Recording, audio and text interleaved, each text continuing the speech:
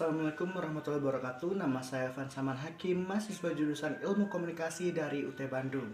Dalam kesempatan kali ini, saya akan membahas berbagai macam term dalam komunikasi, serta mengulas mengenai bentuk-bentuk sesat pikir yang sering muncul dalam argumen kita sehari-hari.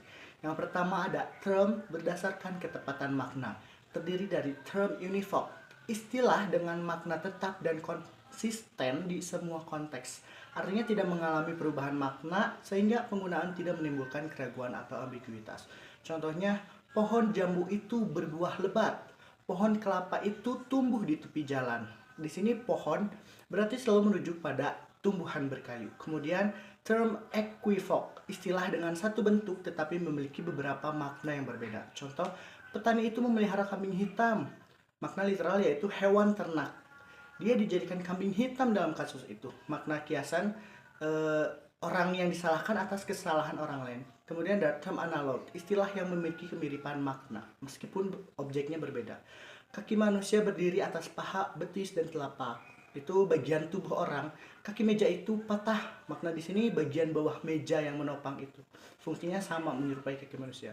Kemudian term berdasarkan struktur bahasa. Ada term sederhana, istilah yang terdiri dari satu kata.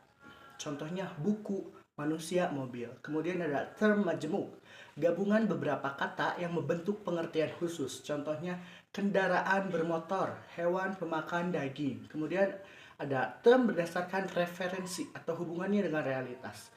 Ada term konkret, merujuk pada hal yang bisa dirasakan oleh panca indera. Contoh kalimatnya, kucing itu tidur di atas meja. Kata kucing dan meja ini term konkret karena merujuk pada benda yang dapat diamati secara langsung. Kemudian ada term abstrak, merujuk pada konsep atau gagasan yang tidak berwujud fisik. Contohnya, keadilan harus ditegakkan dalam masyarakat. Kata keadilan ini term abstrak karena tidak berwujud.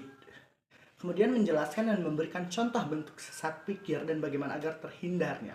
Sebelumnya, sesat pikir adalah kesalahan dalam berpikir atau penalaran yang tampak logis di permukaan, tetapi sebenarnya tidak secara logika. Yang pertama ada ad hominem, menyerang pribadi orang bukan argumennya. Contohnya, pendapatmu tidak valid karena kamu pengangguran. Di sini bukannya membantah isi argumen, lawan malah menyerang latar belakang pribadi. Ini menyesatkan karena argumen bisa tetap logis walaupun berasal dari siapapun. Kemudian ada straw man, kekeliruan argumen lawan agar mudah diserang. Contohnya, dia menolak pajak, berarti dia tidak peduli orang miskin. Di sini lawan menyederhanakan atau mengubah argumen asli menjadi ekstrim agar terlihat buruk dan lebih mudah dipatahkan. Yang ketiga ada false dilemma, menyajikan hanya dua pilihan padahal ada alternatif lain. Contohnya, jika kamu tidak pilih saya, berarti kamu mendukung kehancuran. Di sini memaksa pilihan ekstrim dan menyingkirkan kemungkinan jalan tengah atau opsi lain yang lebih rasional. Kemudian bagaimana agar terhindar dari sesat pikir? Yang pertama, gunakan logika yang valid. Pastikan kesimpulan berdasarkan premis yang benar. Yang kedua, fokus pada argumen, bukan menyerang pribadi. Yang ketiga, periksa asumsinya. Yang keempat, berpikir kritis. Sekian pembahasan dari saya mengenai berbagai macam term dalam komunikasi dan juga logika fallacy.